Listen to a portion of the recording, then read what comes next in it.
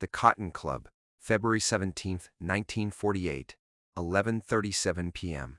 The most famous nightclub in Harlem was alive that night.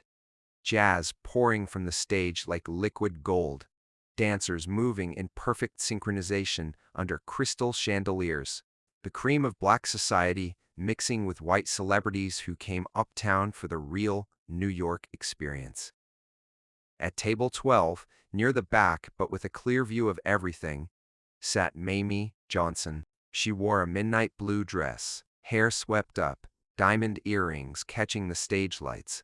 Beautiful, elegant, untouchable. She was Bumpy Johnson's wife, and in Harlem, that meant something. That meant everything. What it meant specifically was that you didn't look at her too long. You didn't approach her table uninvited, and you absolutely under no circumstances put your hands on her.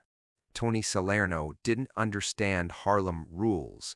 Tony was a lieutenant in the Genovese crime family, 28 years old, built like a boxer with the kind of confidence that comes from never being told no. He'd been drinking since 9, celebrating some deal he'd closed in the Bronx, surrounded by 4 of his guys. They'd noticed Mame an hour ago. Tony had sent over a bottle of champagne. She'd sent it back untouched. That should have been the end of it. That should have told him everything he needed to know. But Tony Salerno had grown up in a world where power meant you could take what you wanted, where being connected to the Genovese family made you invincible, where a black woman sitting alone in a nightclub was fair game regardless of who she was married to. He stood up at 11:36 p.m. His friends tried to stop him. One of them, a wiser man named Paulie, actually grabbed his arm and said something about Bumpy Johnson, about respect, about how this was a bad idea. Tony shook him off. He crossed the dance floor with the swagger of someone who'd never faced real consequences, who'd never understood that there are lines in this world you don't cross, not because of fear, but because crossing them changes something fundamental about your future. Mame saw him coming. She knew what was about to happen before he opened his mouth. She'd seen this kind of man before. Too much money, too much muscle, not enough sense. She prepared herself, keeping her face neutral, her posture straight. She was Bumpy Johnson's wife. She didn't show fear. She didn't show anything. Tony reached her table and leaned down, one hand on the back of her chair. His breath smelled like whiskey and arrogance. He said something crude, something that suggested she was wasting her evening, sitting alone when she could be enjoying his company. She looked at him with the kind of cold dignity that would have stopped a smarter man dead. Her voice was quiet but clear enough to cut through the jazz. "You need to step away from my table." He laughed. Actually, laughed. Then he made his fatal mistake. He grabbed her wrist, not violently, almost playfully, trying to pull her to her feet, still smiling like this was all part of some game he was winning. Mame went rigid. The musicians were still playing. The dancers were still moving. But something in the air changed. The tables nearest to them went quiet first, conversations dying mid-sentence as people recognized what they were witnessing. Then the silence spread like a virus. Within seconds, the entire nightclub knew something was happening at table 12. Mame jerked her wrist free. Tony grabbed it again, tighter this time, his smile fading into something uglier. One of his friends was standing now, looking nervous, scanning the room. The Cotton Club manager, a thin man named Wesley, had gone pale and was moving toward the kitchen. He knew, everyone who understood Harlem knew, Bumpy Johnson was already in the building. See, here's what Tony Salerno didn't know. Bumpy wasn't the kind of man who let his wife travel without protection. He never advertised his presence, never sat at her table drawing attention. But he was always there, always watching. Tonight, he'd been at the bar, 30 feet away, nursing a bourbon and talking quietly with 2 of his associates. He'd seen Tony stand up. He'd seen him cross the floor. He'd watched the entire approach with the kind of cold, calculating stillness that precedes violence. When Tony's hand closed around Mamie's wrist the second time, Bumpy was already moving. He didn't run, didn't shout, didn't make a scene. He simply walked across that dance floor with the inevitability of a storm rolling in. The crowd parted without him asking. People stepped back, creating a path. Because Bumpy Johnson didn't need to announce himself, his presence did that. He was 53 years old, gray threading through his hair, wearing a charcoal suit that had seen better days. He looked like a college professor, like someone's dignified uncle. He looked harmless. That was the most dangerous thing about him. Tony saw him too late. One moment, he was holding Mamie's wrist, still trying to pull her up, still thinking he had control of this situation. The next moment, Bumpy's hand was on his shoulder. Not grabbing, not aggressive, just resting there with deceptive gentleness. Tony turned, still smiling, ready to tell whoever this was to mind their business. The smile died when he saw Bumpy's eyes. There are different kinds of anger. There's the hot, explosive kind that burns bright and fast. Then there's the cold kind, the calculated kind, the kind that's been thinking 3 moves ahead since before you even made your first mistake. Bumpy's voice was conversational, almost friendly. "You're touching my wife." It wasn't a question. It was a statement of fact, an observation, the beginning of something Tony's alcohol-soaked brain was only just beginning to understand. He let go of Mamie's wrist. That should have been enough. If he'd apologized, if he'd backed away, if he'd shown any sense at all, maybe things would have ended differently. Maybe. Instead, Tony puffed up. The Genovese family lieutenant in him overrode his survival instincts. He squared his shoulders, trying to look tough, trying to impress his friends who were now urgently motioning for him to walk away. "I didn't know she was taken. We were just talking." Bumpy's expression didn't change. "You grabbed her twice." "Look, old man, I don't want trouble." The punch came so fast Tony never saw it. Bumpy's fist drove into his solar plexus with surgical precision. Decades of street fighting compressed into one perfect strike.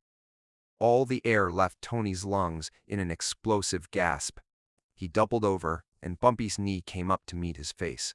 The crack of cartilage breaking was audible, even over the jazz that had somehow kept playing. Tony staggered backward, blood exploding from his nose. His legs already failing him, he never hit the ground. Bumpy caught him by the collar, held him upright, and drove another punch into his ribs. Then another, then another. Each strike measured, controlled, deliberate. This wasn't rage. This was education. This was a lesson being taught to the entire Cotton Club about respect, about boundaries, about the consequences of crossing Bumpy Johnson's family. Tony's friends started forward. They stopped when 2 of Bumpy's associates materialized from the crowd, hands inside their jackets, eyes flat and cold. The message was clear. This is between them. Bumpy worked Tony's body for what felt like an eternity but was probably 15 seconds. Ribs, kidneys, liver, places that would hurt for weeks, that would remind Tony with every breath what happened when you disrespected Harlem royalty. Finally, Bumpy released him. Tony collapsed like a puppet with cut strings, crumpling to the floor in a heap of expensive suit and shattered pride. He was conscious, wheezing, bleeding, trying to curl into a fetal position. But Bumpy wasn't finished. He crouched down next to Tony, close enough that only Tony could hear him over the music that had finally, mercifully stopped. The Cotton Club was dead silent now. 300 people holding their breath, watching history being written in real time. Bumpy's voice was barely a whisper, but everyone knew words were being spoken, knew a message was being delivered. What he said in that moment would become legend, repeated in barbershops and bars for decades. The exact words vary depending on who tells the story, but the essence was always the same. You put your hands on what's mine, in my city, in front of my people. That was your choice. Living with what comes next, that's mine. Then Bumpy stood and looked at Tony's four friends, who were frozen in place, torn between loyalty and self-preservation. You've got 2 minutes to get him out of my club. If I see any of you north of 110th Street again, we won't have a conversation. We clear? They nodded, scrambling forward to collect their bleeding lieutenant. It took 3 of them to get Tony to his feet. He couldn't walk, not really. His legs kept buckling, one arm wrapped around his ribs, face already swelling into something unrecognizable. They half carried, half dragged him toward the exit while the entire Cotton Club watched in absolute silence. Every step was agony. Every movement a reminder. Bumpy returned to Mame's table and sat down across from his wife as if nothing had happened. His knuckles were split, blood seeping through the skin, but his face was calm. Mame reached across and took his hand, examining the damage with the practiced eye of someone who'd seen this before. She didn't thank him. Didn't need to. After 20 years of marriage, some things went without saying. The band started playing again. Slowly, carefully, conversations resumed. The Cotton Club breathed again. But the night had changed. Everyone who'd been there would remember this moment, would tell this story, would carry it forward as evidence of what Bumpy Johnson was, what he represented. Here's what Tony Salerno learned in those 60s, what every witness understood instinctively. Power isn't about size. It isn't about connections. It isn't about how many men you have or which family name you carry. Real power is about respect, and respect is earned through consistency, through being exactly who you say you are every single time without exception. Bumpy Johnson said his wife was untouchable. He'd said it through his actions, through his reputation, through decades of protecting what was his. Tony tested that statement and learned it wasn't a bluff. It was a law of nature. Tony Salerno recovered. Eventually, the broken nose healed crooked. 3 cracked ribs took 6 weeks to stop hurting. But the damage that mattered wasn't physical. He left New York entirely within a month, relocated to Philadelphia, told everyone it was a promotion. Only his closest friends knew the truth, that he couldn't walk Harlem streets anymore without feeling every eye on him, without the weight of that humiliation crushing down, without wondering if Bumpy Johnson might decide 60 seconds of punishment wasn't enough. The Genovese family didn't retaliate. That's the most telling part of this story. One of their lieutenants got beaten down in public, and they did nothing. Because even they understood. Even they knew Tony had crossed a line that superseded organizational loyalty.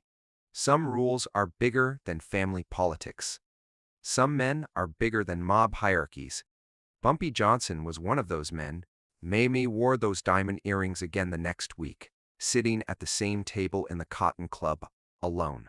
No one approached. No one even glanced too long. The message had been received, and Harlem never forgot. What would you have done if someone disrespected your family in front of hundreds of people? Would you have the courage to respond instantly, decisively, without calculating the political cost? Would you have the self-control to measure your violence, to make it educational rather than lethal? Or would rage override strategy, turning justice into murder, respect into fear? That's the difference between a criminal and a king. Bumpy Johnson never crossed that line. He walked it perfectly, balancing protection with restraint, power with principle. That's why his legend endures. That's why people still tell this story 75 years later. The Cotton Club closed in 1940. Wait, that's wrong. This story is set in 1948. The original Cotton Club closed in 1940. But Harlem's spirit lived on in a dozen clubs just like it. The places where black excellence and white curiosity collided, where music and danger danced together under crystal chandeliers. The specific venue doesn't matter. What matters is the lesson. Respect isn't given. It's taken. But more than that, it's maintained. Every single day, through every action, through consistency of principle and willingness to back words with consequences. Bumpy Johnson built his empire on that foundation. He protected his community, his family, his name with intelligence first, and violence only when necessary. And when violence became necessary, he applied it with surgical precision, just enough to teach, never so much that it became cruelty. That night at the Cotton Club, 60 seconds decided a man's fate. Tony Salerno walked in thinking he was powerful because of his connections, his muscles, his family name. He walked out. Well, he didn't walk at all. He was carried out broken, learning the hardest lesson of his life. There's always someone tougher. There's always a bigger fish. And in Harlem, in 1948, that bigger fish was Bumpy Johnson. The question isn't whether you'd defend your family. Everyone likes to think they would. The question is whether you'd do it with the kind of controlled precision that sends a message to everyone watching. That builds legend instead of just feeding ego, that protects without destroying, that educates without killing. That's the art of power. That's what separates the truly dangerous from the merely violent. Bumpy Johnson understood that art better than anyone. Tony Salerno was just one student in a lifetime of lessons taught. The Cotton Club was just one classroom in a city full of them.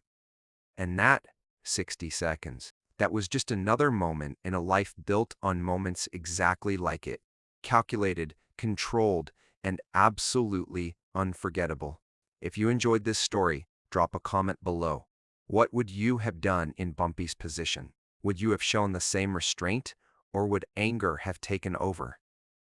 And if you want more stories about the legends who built Harlem, who protected their communities with intelligence and strategic force, who understood that respect is the only currency that truly matters, hit that subscribe button. These stories matter. These lessons endure. And these legends deserve to be remembered exactly as they were. A complex, calculated, and completely commanding